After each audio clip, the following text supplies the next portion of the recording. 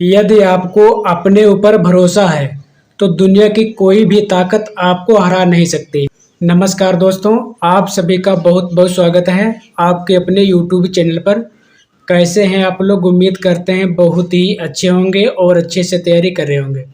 यदि आप हिंदी विषय को लेकर के किसी भी एग्जाम की तैयारी कर रहे हो, जैसे यूपी टीजीटी पीजीटी या किसी अन्य राज्य की TGT PGT, LT grade, NVS KVS, NET JRF या किसी अन्य एग्जाम की तैयारी कर रहे हो जिसमें हिंदी साहित्य से प्रश्न पूछे जाने हैं, तो आपके लिए यह वीडियो बहुत ही महत्वपूर्ण है।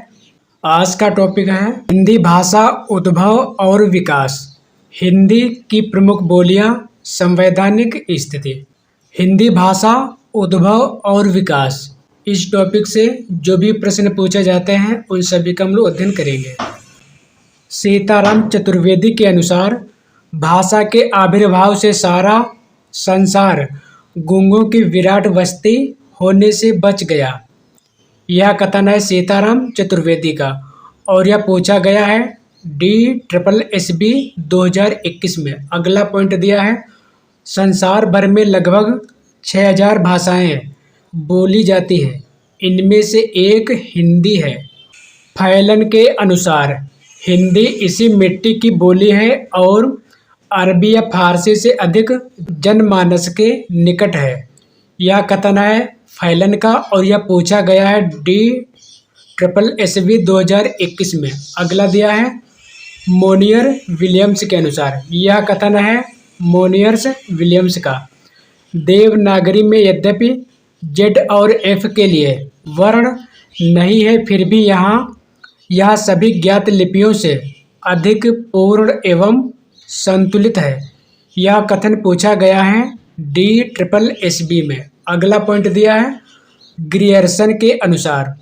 यही यानी हिंदी एक भाषा है जिसमें दो विभिन्न प्रांतों के लोग आपस में बातचीत कर सकते हैं। यह भारत में सर्वत्र समझी जाती है।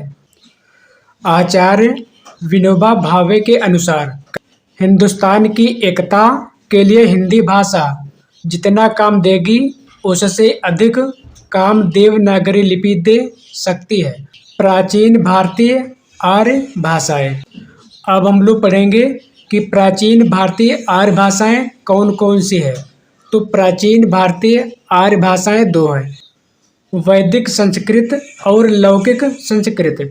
जो वैदिक संस्कृत है इसका समय है 2000 ईसा पूर्व से 800 ईसा पूर्व तक। लौकिक संस्कृत का समय है 800 ईसा पूर्व से 500 ईसा पूर्व तक। मध्यकालीन भारतीय आर्य भाषा। मध्यकालीन भारतीय आर्य भाषा कौन कौन सी है? पाल, इसको कहा जाता है प्रथम प्राकृत भाषा। इसका समय है 500 ईसा पूर्व से 1 ईस्वी तक। अगली भाषा है प्राकृत, इसको कहा जाता है द्वितीय प्राकृत। इसका समय है 1 ईस्वी से 500 ईस्वी तक। अगली है अपभ्रंश, इसको कहा जाता है तृतीय प्राकृत भाषा और इसका समय है 500 ईस्वी से 1000 ईस्वी तक। अगली भाषा है आधुनिक भारतीय आर्य भाषा, इसका समय है 1000 ईस्वी से अब तक। अगला पॉइंट दिया है भारत की संविधान सभा में 9 सितंबर 1949 ईस्वी को संविधान की 8वीं अनुसूची और अनुच्छेद 343 फर्स्ट में हिंदी को राजभाषा और देवनागरी लिपि को उसकी लिपि स्वीकार किया गया है। 9वीं सदी में ब्राह्मी लिपि से देवनागरी लिपि का विकास हुआ।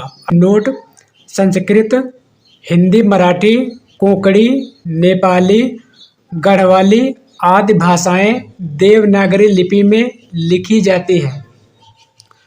बांग्ला लिपि पूर्वी नागरी लिपि का एक परिमार्जित रूप है।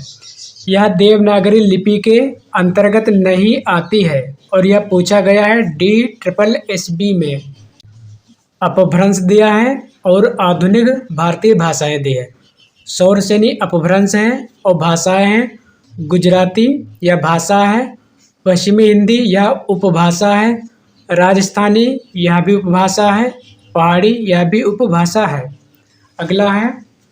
अगला अपभ्रंश है अर्धमागधी। पूर्वी हिंदी यह उपभाषा है। अगला अपभ्रंश है मागधी। बिहारी उपभाषा है। बंगाली यह भाषा है। असमी भाषा है। उड़िया भाषा है। महाराष्ट्री अपभ्रंश भाषा है मराठी भाषा। पैचासी भाषा लहंदा भाषा। केकई अपभ्रंश से पंजाबी टक अपभ्रंश से। अगला अपभ्रंश है ब्राह्मण भाषा है सिंधी भाषा। हिंदी भाषा का उद्भव सौरसेनी मागधी अर्ध मागधी अपभ्रंश से हुआ, जिसकी 5 उपभाषाएं हैं। पश्चिमी हिंदी, पूर्वी हिंदी, राजस्थानी, पहाड़ी और बिहारी।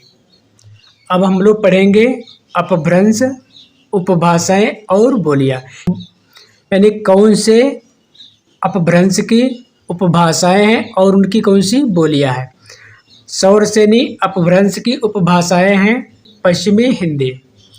बोलियां हैं खड़ी बोली, इसको कहा जाता है कौरवी, ब्रजभाषा, बुंदेली, हरियाणवी, कन्नौजी। अगला है सौरसेनी अपभ्रंश। उपभाषा है पहाड़ी, बोलियां हैं पश्चिमी पहाड़ी, मध्यवर्ती पहाड़ी, कुमायूनी, गढ़वाली। सौरसेनी यह अपभ्रंश है और उपबोली है राजस्थानी। बोलियां हैं उत्तरी राजस्थानी, मेवाती, दक्षिणी राजस्थानी, इसको मालवी कहा जाता है। पूर्वी राजस्थानी, इसको जयपुरी कहा जाता है। पश्चिमी राजस्थानी, मारवाड़ी। अगला अपभ्रंश है अर्धमागधी। उपभाषा है पूर्वी हिंदी, बोलियां है अवधी, बघेली, छत्तीसगढ़ी। अगला अपभ्रंश है मागधी। उपबोली है बिहारी, बोलियां है मगही, मैथिली, भोजपुरी। डॉक्टर नगेंद्र के अनुसार हिंदी की 5 उपभाषाएं व 17 बोलियां हैं। अगला पॉइंट है भोलानाथ तिवारी और हम्बोल्ट ने भाषा परिवारों की संख्या 13 मानी है। फ्रीडिश म्यूलर ने भाषा परिवारों की संख्या 100 मानी है। अब देखते हैं अगला पॉइंट, वैदिक संस्कृत और इसका समय है। वैदिक संस्कृत समय है 1500 ईसा पूर्व से 1000 ईसा पूर्व तक। जो वैदिक संस्कृत है इसको कहा जाता है प्राचीन संस्कृत भी कहा जाता है। किसको? वैदिक संस्कृत को। हरदेव बाहरी ने वैदिक स्वरों की संख्या 14 मानी है। अब हम लोग पढ़ेंगे लौकिक संस्कृत के बारे में। लौकिक संस्कृत का समय है 1000 ईसा पूर्व से 500 ईसा पूर्व तक। लौकिक संस्कृत को यानी लौकिक संस्कृत को देव भाषा यानी क्लासिकल भाषा भी कहा जाता है। ये पॉइंट्स बहुत ही महत्वपूर्ण है और बार बार परीक्षाओं में पूछे जाते हैं।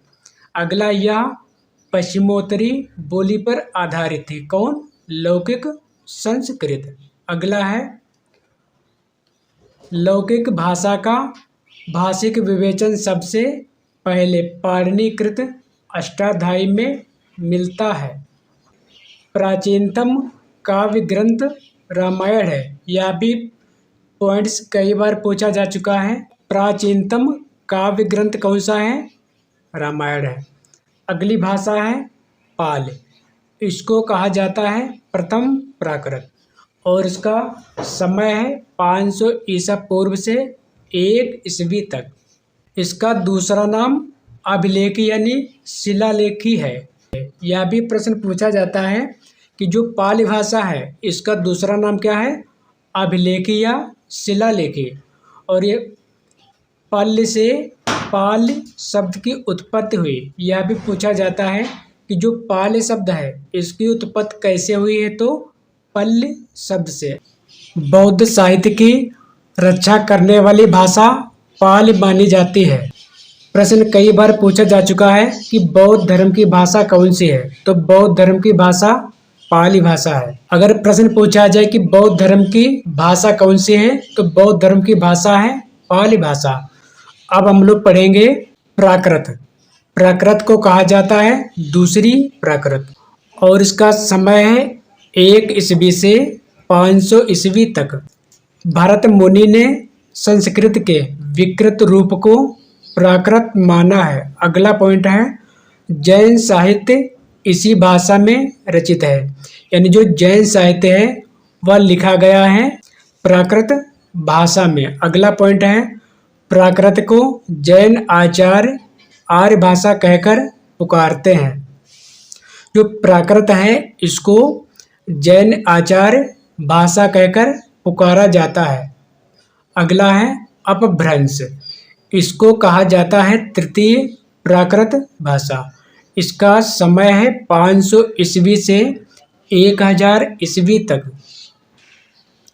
अन्य नाम, जो अपभ्रंश है इसके अन्य नाम क्या है? अवहट्ट, देसी भाषा, ग्रामीण भाषा, अवहंस, भारी, रोक्त आदि।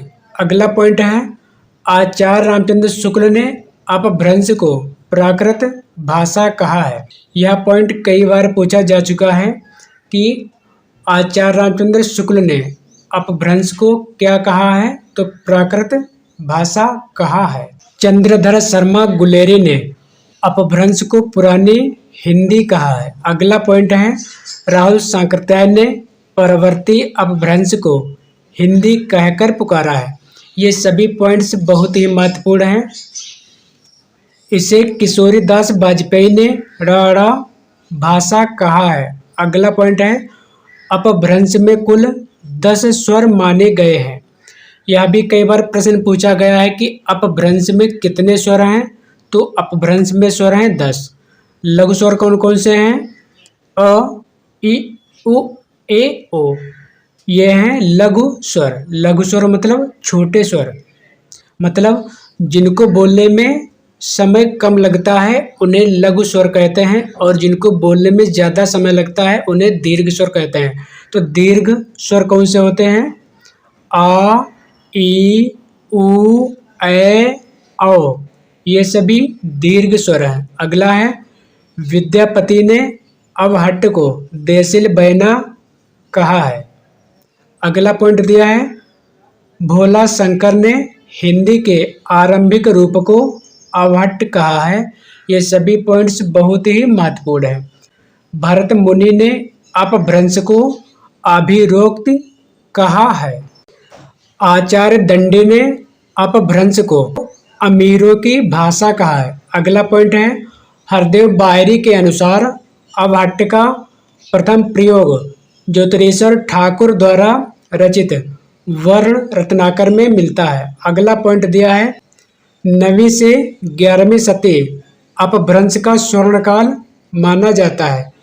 अगला पॉइंट है अपभ्रंश उकार बहुला भाषा है।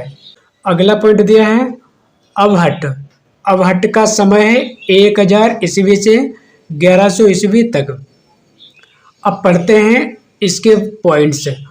साहित्यिक अपभ्रंश को आचार्य रामचंद्र शुक्ल ने पुरानी हिंदी कहा है। अगला पॉइंट है सुनीत कुमार चटर्जी अवहट्ट भाषा को अपभ्रंश व पुरानी हिंदी के बीच की कड़ी मानते हैं। ये सभी पॉइंट्स बहुत ही महत्वपूर्ण हैं। अवहट्ट शब्द का सर्वप्रथम प्रयोग वर्ण रत्नाकर में मिलता है। अगला पॉइंट दिया है, यह भी प्रश्न पूछा जाता है कि सबसे पहले अवहट्ट शब्द का प्रयोग कहाँ मिलता है, तो वर्ण रत्नाकर में मिलता है। अगला पॉइंट है सुनीत कुमार चटर्जी ने उक्त व्यक्ति प्रकरण की भाषा को प्राचीन कोसली कहा है। ये सभी पॉइंट्स बहुत ही महत्वपूर्ण हैं। चंद्रधर शर्मा गुलेरी ने परवर्ती अपभ्रंश यानी अवहट्ट को पुरानी हिंदी कहा है। अब हम लोग पढ़ेंगे हिंदी का भौगोलिक विस्तार विविध रूप। पहले पढ़ेंगे पश्चिमी हिंदी, यह है सौरसेनी अपभ्रंश की। ओकार बहुला बोलियां, ब्रजभाषा, कन्नौजी, बुंदेली। आकार बहुला बोलियां, हरियाणवी खड़ी बोली। अगला पॉइंट है ब्रज भाषा। यह भाषा डॉक्टर नगेंद्र के अनुसार सौरसेनी का मध्यवर्ती रूप है। अगला पॉइंट है अन्य नाम, यानी जो ब्रज भाषा है इसके और नाम कौन से हैं? अंतर्वेदी, डोंगी, जादोवाटी, माथुरी पिंगल, हिंदुई, ग्वालियरी। ब्रज भाषा का केंद्र कौन सा है, यानी ब्रज भाषा कहाँ पर बोली जाती है? केंद्र इसका है मथुरा यानी वृंदावन। अगला है ब्रज भाषा को सर्वप्रथम ईश्वर चंद्र गुप्त ने इसे ब्रज व्रत यानी बंगला कहा है। अगला पॉइंट है यह आगरा, मथुरा, अलीगढ़, एटा, बरेली, ग्वालियर, भरतपुर, करौली, जयपुर के पूर्वी भाग में बोली जाती है। अब पढ़ेंगे बुंदेली भाषा के बारे में। बुंदेली में लोक साहित्य पर्याप्त मात्रा में मिलता है क्योंकि इसे राजकीय संरक्षण भी प्राप्त हुआ था। झांसी, सागर, ग्वालियर, ओरछा, दमोह सभी क्षेत्रों में बोली जाती है। कौन सी? बुंदेली भाषा। आप पढ़ेंगे कन्नौजी भाषा के बारे में। कन्नौज का पुराना नाम पांचाल है। यह भी प्रश्न पूछा जाता है कि कन्नौज का पुराना नाम क्या है? पांचाल। इसलिए इसे पांचाली भी कहते हैं। जो कन्नौजी भाषा है इसको पांचाली भाषा भी कहते हैं। और इसका केंद्र कौन सा है? कन्नौज, इटावा। कानपुर, पीलीभीत, शाहजहांपुर, फर्रुखाबाद में यह भाषा बोली जाती है। आकार बहुला बोलियां, हरियाणवी खड़ी बोली। अब हम लोग पढ़ेंगे हरियाणवी बोली के बारे में। इसे बांगरू जाटू कहते हैं। चंडीगढ़, पटियाला, हिसार, अंबाला, रोहतक, करनाल में बोली जाती है। खड़ी बोली। खड़ी बोली का मूल नाम है कौरवी। राहुल शंकरत्यायन के अनुसार खड़ी बोली का नामकरण लल्लू लाल ने प्रेम सागर में 1803 ईस्वी में किया। अगला पॉइंट है सुनीत कुमार चटर्जी ने खड़ी बोली को मर्दानी भाषा तथा जनपदीय हिंदुस्तानी कहा है। अगला पॉइंट है यह सौरसेनी का उत्तरी रूप है। अगला पॉइंट दिया है अन्य नाम। जो खड़ी बोली है इसके अन्य नाम क्या है? वर्नाक्यूलर, देसी हिंदुस्तानी, ग्रियर्सन, डिंगल, देहलवी, हिंदवी। मानक रूप। इसका मानक रूप क्या है? मेरठ। कामता प्रसाद गुरु ने खड़ी का अर्थ कर्कश बताया है। अगला पॉइंट दिया है गारसा द तासी चंद्रबली पांडे इसे शुद्ध, प्राकृत और ठेठ कहकर पुकारते हैं। अगला पॉइंट है खड़ी बोली का सर्व प्रसिद्ध महाकाव्य कामायनी है। प्रथम खड़ी बोली महाकाव्य है प्रिय प्रवास। दिल्ली, मेरठ, मुजफ्फरनगर, देहरादून, बिजनौर, रामपुर में मुख्यतः बोली जाती है खड़ी बोली। अगली भाषा है पूर्वी हिंदी। अवधी। अवधी शब्द का सर्वप्रथम प्रयोग खुसरो ने किया। यह भी प्रश्न पूछा जाता है कि सबसे पहले अवधी का प्रयोग किसने किया? खुसरो ने। केंद्र कौन सा है? अवध यानी अयोध्या। अन्य नाम है पूर्वी जो हिंदी है इसके अन्य नाम है वैशवाड़ी, कोसली, पुरानी। अगला पॉइंट है तुलसी ने अवधी को गांव की भाषा कहा है। आधुनिक अवधी कवि कौन है? त्रिलोचन शास्त्री। ये भी प्रश्न कई बार पूछा जा चुका है। काव्य में अवधी को प्रतिष्ठित करने का श्रेय सूफी कवियों को जाता है। रामचरितमानस वैशवाड़ी अवधी में रचित है। अब पढ़ेंगे बघेली बोली के बारे में। बघेली बोली का केंद्र है रीवा। बघेली को दक्षिणी अवधी भी कहते हैं।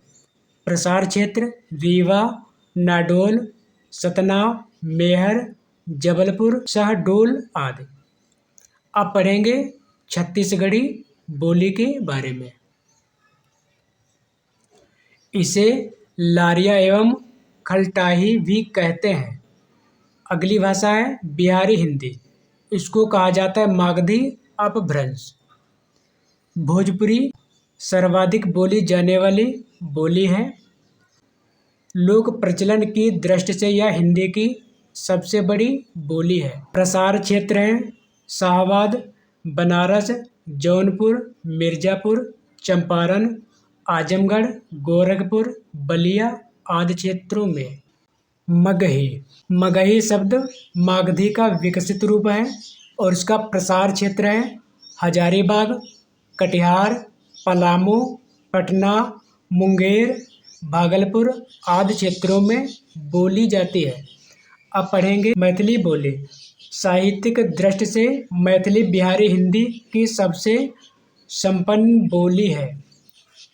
प्रसार क्षेत्र हैं मुजफ्फरपुर, मुंगेर, दरभंगा, पूर्णिया। अगली बोली है राजस्थानी और अपभ्रंश है सौरसेनी अपभ्रंश।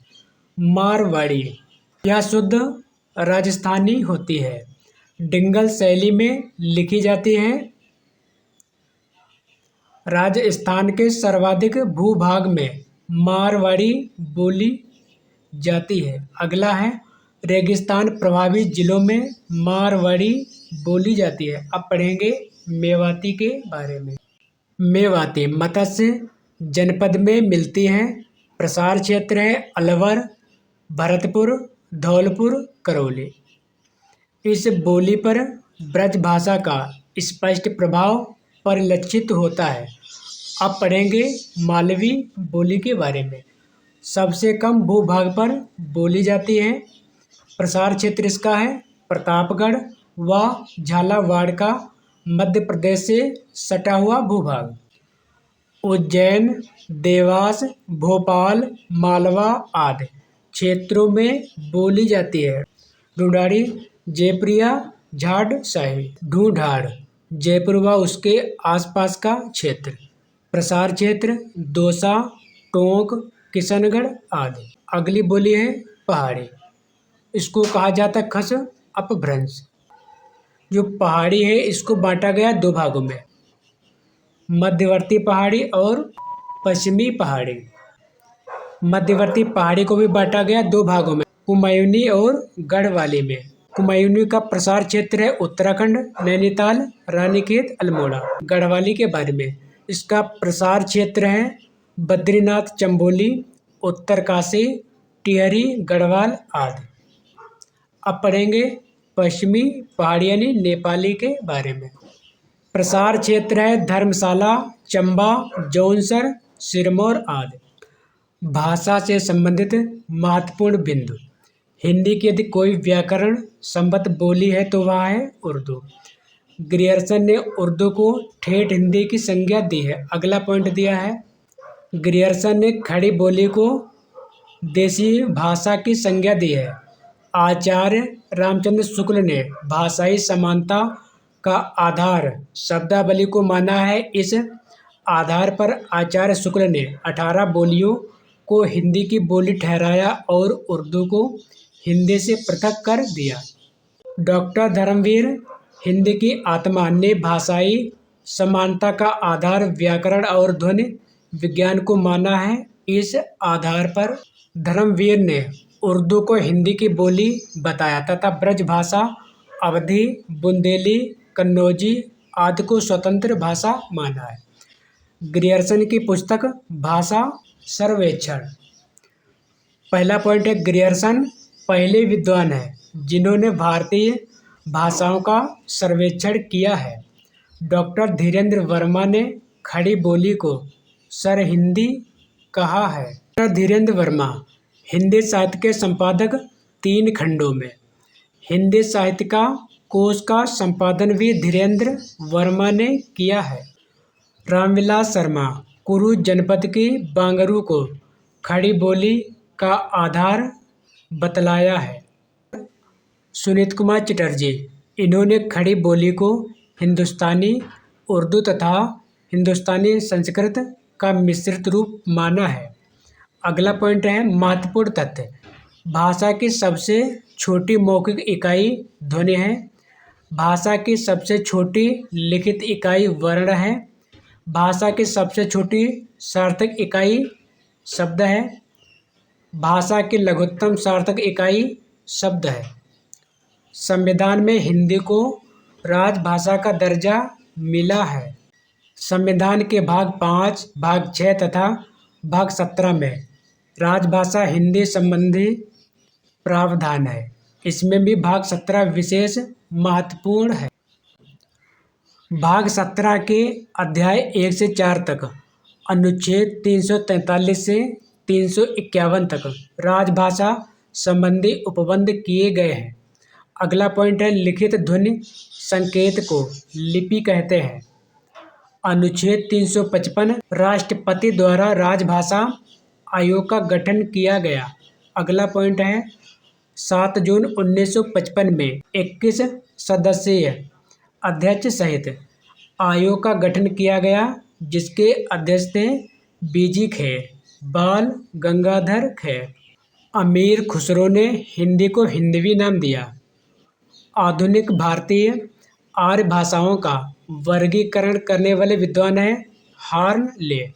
अगला पॉइंट है अपभ्रंश शब्द का सबसे पहले उल्लेख पतंजलि महाभाष्य में मिलता है। अगला पॉइंट दिया है बाबूराम सक्सेना ने दक्षिणी हिंदी का विकसित रूप माना है खड़ी बोली को। अगला पॉइंट दिया है मानक हिंदी का आधार खड़ी बोली है।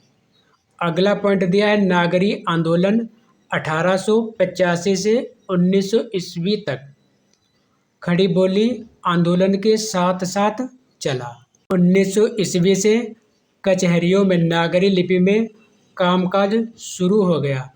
खड़ी बोली आंदोलन के नेतृत्व करता है अयोध्या प्रसाद खत्री। अगला पॉइंट है हेमचंद्रकृत शब्दानुशासन अपभ्रंश का व्याकरण ग्रंथ है। अगला पॉइंट दिया है किशोरीदास वाजपेयी की रचना हिंदी शब्दानुशासन है। अपभ्रंश वियोगात्मक भाषा है। सौरसेनी अपभ्रंश के गुर्जरी शाखा से राजस्थानी निकली है। अगला पॉइंट दिया है नोट महात्मा गांधी हिंदी को हम राष्ट्रभाषा मानते हैं। राजभाषा संवैधानिक आवरण पहने हुए विधि निषेधों का पालन करने वाली राजकीय प्रयोजन की भाषा राजभाषा कहलाती है। यह राजभाषा की परिभाषा दी है। राजभाषा राज्य सरकार द्वारा प्राधिकृत राजकीय प्रशासकीय कार्यकलापों की भाषा है। राजकीय कार्यालयों की चारदीवारी में पाई जाने वाली भाषा है। अब पढ़ेंगे राष्ट्रभाषा के बारे में। राष्ट्र के अधिकांश जन समुदाय द्वारा प्रयुक्त भाषा है। देश के अधिकतर भागों में आम लोग जिस भाषा में आपसी बातचीत विचार विमर्श और लोक व्यवहार करते हैं वह राष्ट्रभाषा है। राष्ट्रभाषा का शब्द भंडार बहुत व्यापक है। इसमें लोक प्रयोग व्यवहार के आधार पर नई नई शब्दावली जुड़ती चली जाती है। अगला पॉइंट है जबकि राजभाषा का शब्द भंडार एक सुनिश्चित एवं मानक ढांचे में ढला रहता है। अगला पॉइंट दिया है राष्ट्रभाषा अनौपचारिक है, राजभाषा औपचारिक है। राजभाषा में उन्मुक्तता, स्वच्छंदता, अनौपचारिकता, कल्पनाशीलता के लिए कोई स्थान नहीं है। राष्ट्रभाषा में राजभाषा की तरह सीमाएं और मर्यादाएं मानक भाषा प्रयोग की नहीं होती। राष्ट्रभाषा आम जन के सुख दुख हर्ष विषाद राग द्वेष की भाषा है। जन चेतना की भाषा है। यह दैनिक लोक व्यवहार मानस की संस्कृत भाषा है। राजभाषा में निर्धारित एवं मानक भाषा प्रयोग की नियमावली का अनुसरण करना आवश्यक है। राजभाषा संविधान द्वारा प्राधिकृत है। राष्ट्रभाषा संविधान द्वारा प्राधिकृत नहीं है। राष्ट्रभाषा लोक के द्वारा स्वीकृत है। अगला है इस प्रकार राष्ट्रभाषा का परिवेश खुला हुआ व उन्मुक्त है। यहाँ कोई मर्यादाएं, बंधन, सीमाएं नहीं है, जबकि राजभाषा का प्रयोग क्षेत्र कार्यालयों की चारदीवारी तक सीमित है। अगला पॉइंट है, राजभाषा सैद्धांतिक है तो राष्ट्रभाषा व्यावहारिक है। राजभाषा मस्तिष्क है तो राष्ट्रभाषा हृदय है। संविधान में हिंदी को राजभाषा का दर्जा प्राप्त है। आज के वीडियो में हम लोग पढ़ने वाले हैं हिंदी साहित्य के अंतर्गत टॉपिक है राजभाषा हिंदी की संवैधानिक स्थिति। यह टॉपिक बहुत ही महत्वपूर्ण है। ऐसा कोई एग्जाम नहीं है जिसमें इस टॉपिक से प्रश्न पूछे ना जाते हो, इसलिए वीडियो को पूरा जरूर देखें। राजभाषा हिंदी की संवैधानिक स्थिति। संपूर्ण संविधान में राष्ट्रभाषा शब्द का उल्लेख नहीं किया गया। यह पॉइंट बहुत ही महत्वपूर्ण है। अगला पॉइंट है, संविधान की 8वीं अनुसूची भाषा संबंधी प्रावधान का उल्लेख करती है। अगला पॉइंट है, 92वां संविधान संशोधन 2003 के अनुसार संविधान की 8वीं अनुसूची में 22 भाषाओं को मान्यता प्राप्त है। अब देखते हैं अगला पॉइंट, अनुच्छेद 120 संसद और विधानमंडलों के भाषा संबंधी निर्देश प्रस्तुत करता है। अगला पॉइंट है, भारतीय संविधान में राजभाषा शब्द की कहीं कोई परिभाषा या व्याख्या नहीं दी गई है। अगला पॉइंट है, संविधान में राजभाषा शब्द का प्रयोग एक सीमित अर्थ प्रशासकीय प्रयोजन के लिए हुआ है। अगला पॉइंट है, राजभाषा का प्रारंभिक उल्लेख अनुच्छेद 343 1 में लिखा हुआ है, संघ की राजभाषा हिंदी होगी और लिपि देवनागरी होगी। भारतीय अंकों का अंतर्राष्ट्रीय रूप मान्य होगा। अगला पॉइंट दिया है, अनुच्छेद 351 के अंतर्गत यह निर्देश दिया गया है कि सरकार के हिंदी भाषा को लेकर इसके प्रचार प्रसार को लेकर क्या दायित्व है। 14 सितंबर 1949 ईस्वी को संविधान सभा ने हिंदी को राजभाषा के रूप में अंगीकृत किया। अगला पॉइंट है, संसद में प्रयुक्त होने वाली भाषा भाग 5 अनुच्छेद 120।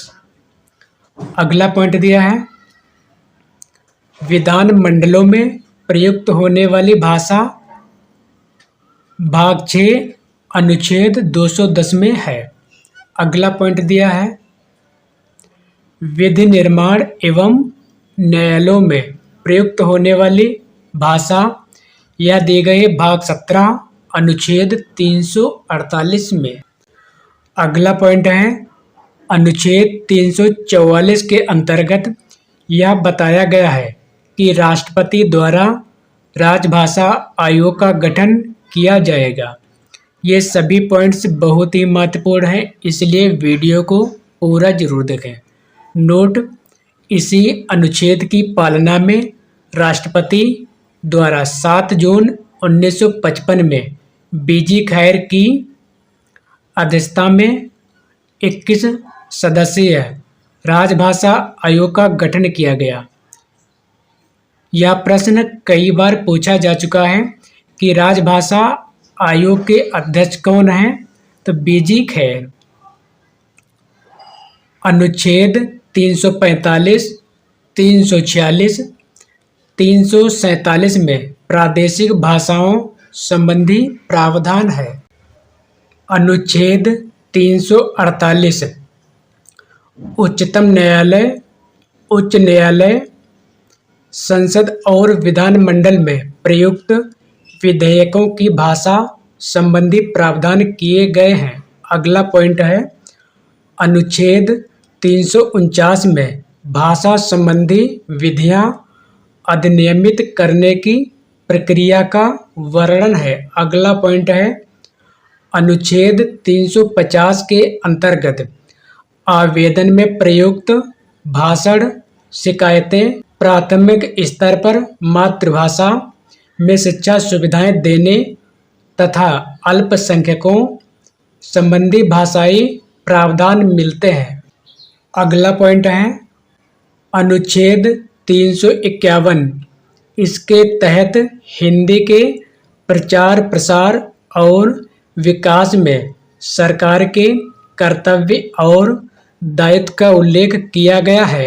अगला पॉइंट है संविधान के भाग 5 अनुच्छेद 120 फर्स्ट के अनुसार भाग 17 में किसी बात के होते हुए भी किंतु अनुच्छेद 348 के तहत संसद में कार्य हिंदी या अंग्रेजी में किया जाएगा।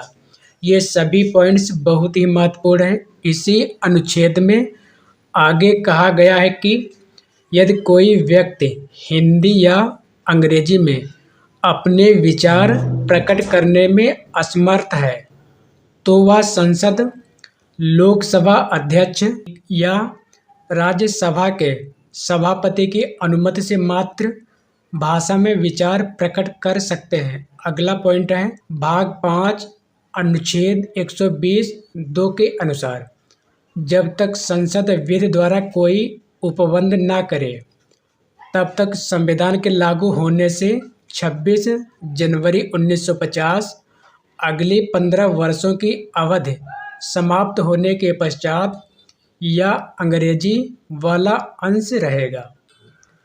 भाग 6 अनुच्छेद 210 फर्स्ट के अनुसार विधानमंडल में प्रयुक्त होने वाली भाषा भाग 6 में वर्णित है। भाग 17 में किसी बात के होते हुए भी अनुच्छेद 348 के उपबंधों के अधीन रहते हुए राज्य के विधान मंडल में कार्य राजभाषा हिंदी या अंग्रेजी में किया जाएगा। भाग 6 अनुच्छेद 210 सेकेंड के अनुसार जब तक विधानमंडल कोई विधि या उपबंध न करे तब तक संविधान के लागू होने से 15 वर्ष की अवधि समाप्त हो जाने के बाद या अंग्रेजी वाला अंश हटा दिया जाएगा। नोट: इसी अनुच्छेद में हिमाचल प्रदेश, मणिपुर, मेघालय, त्रिपुरा राज्यों में अंग्रेजी प्रयोग करने का समय 15 वर्ष से बढ़ाकर 25 वर्ष तक की छूट दी गई। अब हम लोग पढ़ेंगे राजभाषा अधिनियम के बारे में। 1960 ईस्वी में राजभाषा संबंधी आदेश दिया गया। 1963 ईस्वी में राजभाषा अधिनियम संशोधित हुआ। 1967 ईस्वी में 1968 में राजभाषा संकल्प यह पूछा गया था यूजीसी नेट 2021 में। अगला है 1976 में राजभाषा अधिनियम। राष्ट्रपति का आदेश 1955 ईस्वी में। संसद की राजभाषा समिति के सुझाव 1959 ईस्वी में। संविधान की 8वीं अनुसूची में 22 भारतीय भाषाएं शामिल हैं। मूल संविधान में 8वीं अनुसूची में 14 भाषाएं थी। 21वां संविधान संशोधन 1967 के तहत 15वीं भाषा सिंधी को शामिल किया गया। 71वां संविधान संशोधन 1992 इसके तहत 3 भाषाएं हैं, कोंकणी, नेपाली, मणिपुरी शामिल की गई। अगला पॉइंट है 92वां संविधान संशोधन 2003 के अंतर्गत बोडो, डोगरी, मैथिली, संथाली शामिल की गई। भारतीय संविधान की 8वीं अनुसूची में शामिल 22 भाषाएं असमिया, बंगाली, गुजराती, हिंदी, कन्नड़, कश्मीरी, कोंकणी, मलयालम, मणिपुरी, मराठी, नेपाली, उड़िया, पंजाबी, संस्कृत, सिंधी, तमिल, तेलुगु, उर्दू, बोडो, संथाली, मैथिली, डोगरी। महत्वपूर्ण तथ्य: मिर्जा खान ने ब्रज भाषा का पहला व्याकरण 17वीं सदी में लिखा। अगला पॉइंट है खड़ी बोली हिंदी का पहला व्याकरण जोशुआ केटलर ने 1715 ईस्वी में लिखा। अगला पॉइंट है ग्रीव्स ने 1896 ईस्वी में आधुनिक हिंदी व्याकरण लिखा। अगला पॉइंट दिया है ग्रिल क्राइस्ट हिंदुस्तानी ग्रामर 1790 ईस्वी। अंग्रेजी पद्धति पर लिखा गया यह हिंदी का पहला व्याकरण ग्रंथ है। अगला पॉइंट है अंग्रेजी पद्धति पर लिखा गया यह हिंदी का पहला व्याकरण ग्रंथ है। अगला है ग्रियर्सन और सुनीत कुमार चटर्जी ने हिंदुस्तानी ग्रामर को हिंदी का पहला व्याकरण ग्रंथ माना है। अगला पॉइंट है मुरारी दास ने डिंगल कोश लिखा है। ये सभी पॉइंट्स बहुत ही महत्वपूर्ण हैं और बार बार परीक्षाओं में पूछे जाते हैं। खड़ी बोली का पहला गद्य ग्रंथ चंद छंद वर्णन की महिमा और यह लिखा गया है कविगंग द्वारा। खड़ी बोली का पहला प्रौढ़ या परिमार्जित गद्य ग्रंथ राम प्रसाद निरंजनी का भाषा योग वशिष्ठ है और इसका समय है 1741 ईस्वी।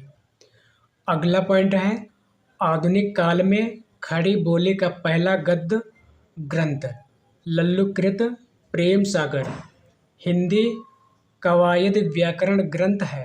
अगला है 85 प्राकृत को भूत भाषा, ग्राम्य भाषा आदि नामों से भी जाना जाता है। अगला पॉइंट है साहित्यिक दृष्टि से खड़ी बोली के अनेक रूप प्रचलित हैं यथा उर्दू, रेख्ता, रेख्ती, हिंदुस्तानी, हिंदवी, हिंदवी। अगला पॉइंट है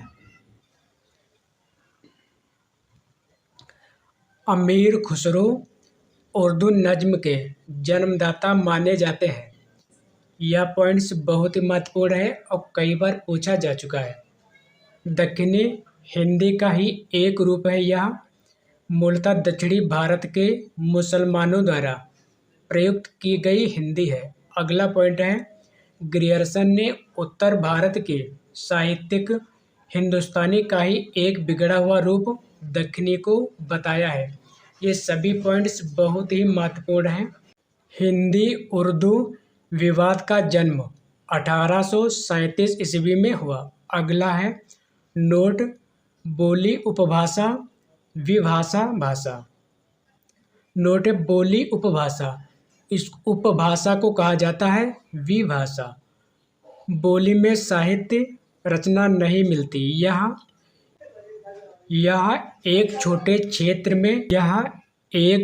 क्षेत्र में बोली जाने वाली बोली कहलाती है।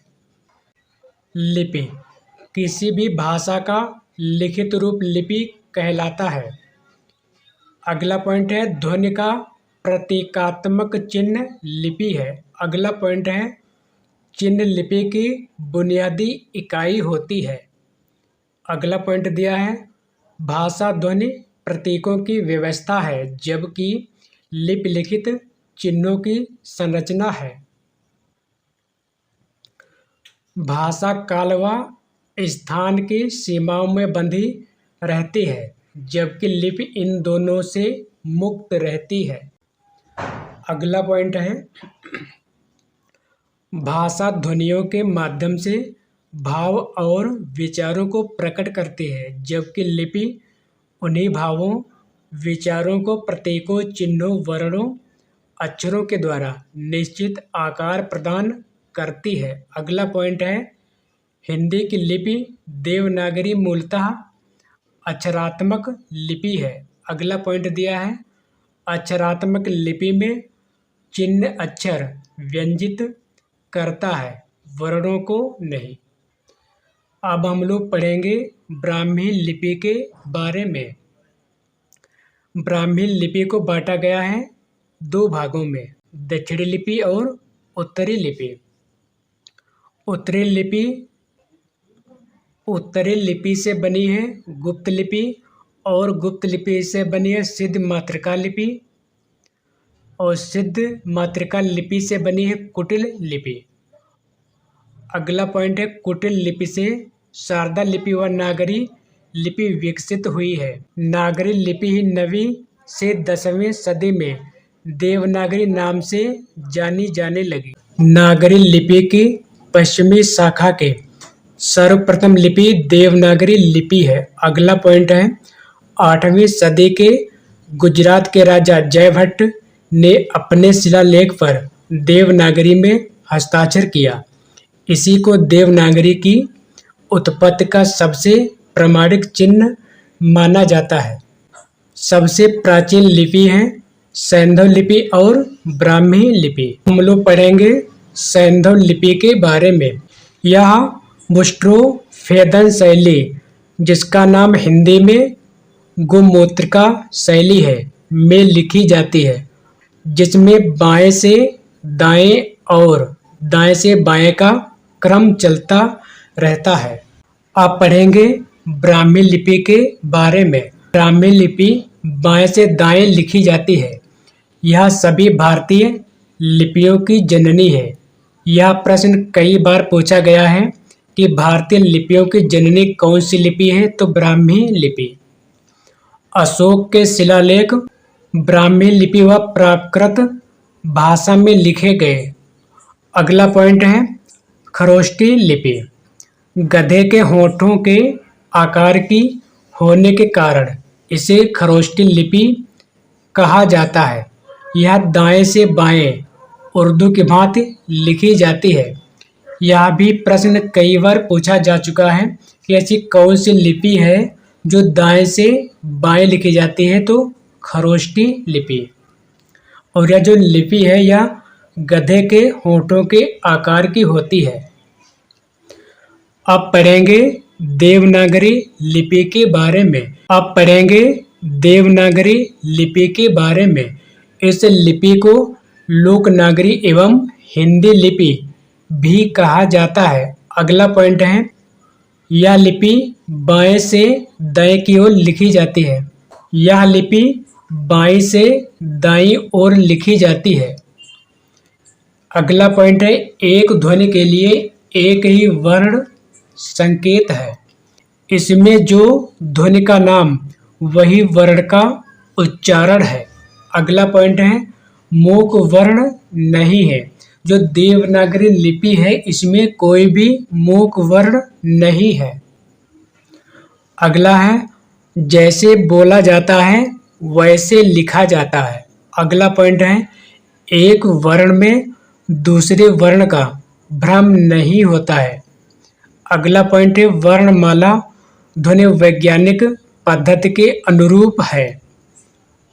यह लिपि विश्व की सभी लिपियों में सर्वाधिक वैज्ञानिक लिपि मानी जाती है।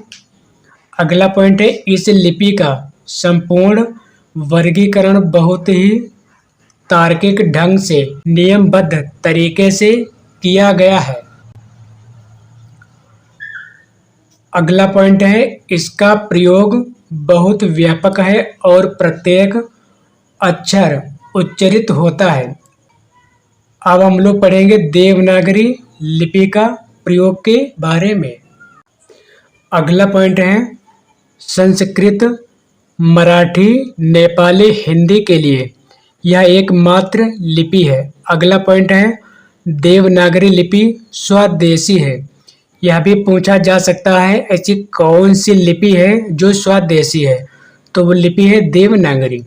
अगला है हर वर्ग में अल्प प्राण ध्वनि के बाद महाप्राण ध्वनि का निश्चित क्रम है। अगला पॉइंट दिया है प्रत्येक वर्ण की ध्वनियों में पहले अघोष ध्वनियाँ फिर सघोष ध्वनियाँ मिलती है। अगला पॉइंट है देवनागरी लिपि के प्रत्येक वर्ग की नासिक ध्वनि, ये 5 दिए हैं, उस वर्ग के अंत में आती है। अगला पॉइंट है अल्प प्राण और महाप्राण ध्वनियों के लिए अघोष और सघोष के लिए अलग अलग लिपि चिन्ह है। अगला पॉइंट है स्वरों में ह्रस्व और दीर्घ का भेद मिलता है। अगला पॉइंट दिया है स्वरों में मात्राओं की संख्या निश्चित है। देवनागरी लिपि में उच्चारण व प्रयोग में समानता व एकरूपता मिलती है। अगला पॉइंट दिया है देवनागरी लिपि अक्षरात्मक एवं वर्णात्मक दोनों है, लेकिन यह पहले अक्षर को इंगित करती है, इसलिए इसे अक्षरात्मक कहते हैं। देवनागरी में वर्णों की आकृति लगभग एक जैसी होती है। अगला पॉइंट है देवनागरी लिपि में सर्वाधिक 52 वर्ण है, जबकि रोमन लिपि में 26 वर्ण है। अगला पॉइंट है देवनागरी लिपि व्यावहारिक और गतिशील लिपि है। अब हम लोग पढ़ेंगे देवनागरी लिपि के दोषों के बारे में। इसकी बनावट जटिल है, अतः इसको पढ़ना और लिखना जटिल है, विशेषकर रोमन लिपि से तुलना की जाए तो। अगला पॉइंट है यह लिपि खर्चीली है। अगला पॉइंट दिया है इसकी वर्णमाला लंबी है, अनावश्यक वर्ण व समश्रुत वर्ण इसका बड़ा दोष है। अगला पॉइंट है देवनागरी लिपि का लेखन भी श्रम साध्य है। अगला पॉइंट है इसके वैज्ञानिक विश्लेषण में कठिनाई होती है। अगला पॉइंट दिया है इसमें 403 टाइप होने के कारण टंकण और मुद्रण में कठिनाई होती है। अब हम लोग पढ़ेंगे देवनागरी लिपि में किए गए सुधार के बारे में। सर्वप्रथम देवनागरी लिपि में सुधार का प्रयास महादेव गोविंद रानाडे, ये महाराष्ट्र के हैं, 1896 ईस्वी में किया गया। ये सभी पॉइंट्स बहुत ही महत्वपूर्ण हैं और बार बार परीक्षाओं में पूछे जाते हैं। अगला पॉइंट है बाद में बाल गंगाधर तिलक ने केसरी मराठी भाषा 1904 ईस्वी में देवनागरी लिपि के सुधार के प्रयास किए। 190 टाइपों का एक फॉन्ट निर्मित करवाया, इसे तिलक फॉन्ट के नाम से जाना जाता है। अगला पॉइंट दिया है सर्वप्रथम काका साहेब कालेलकर ने अ पर ही मात्रा लगाकर 12 खड़े का प्रयोग करने का सुझाव दिया। अगला पॉइंट है श्याम सुंदर दास ने इन पंचम वर्णों के स्थान पर अनुस्वार का प्रयोग किया है। अगला पॉइंट दिया है प्रख्यात भाषाविद सुनीत कुमार चटर्जी के अनुसार देवनागरी लिपि के स्थान पर रोमन लिपि का प्रयोग किया जाना चाहिए। अगला पॉइंट दिया है हिंदी साहित्य सम्मेलन की स्थापना 1910 ईस्वी प्रयाग मतलब प्रयागराज, इसका पहले नाम था इलाहाबाद। अगला पॉइंट है स्थापना करने वाले पुरुषोत्तम दास टंडन हिंदी के प्रहरी हैं। ये भी प्रश्न कई बार पूछा गया है कि जो देवनागरी लिपि है इसकी स्थापना किसने की है? पुरुषोत्तम दास टंडन ने, और इन्हें कहा जाता है हिंदी के प्रहरी। हिंदी साहित्य सम्मेलन के प्रथम अध्यक्ष, ये पॉइंट कई बार पूछा जा चुका है। हिंदी साहित्य सम्मेलन के प्रथम अध्यक्ष हैं पंडित मदन मोहन मालवीय, यह पॉइंट कई बार पूछा जा चुका है।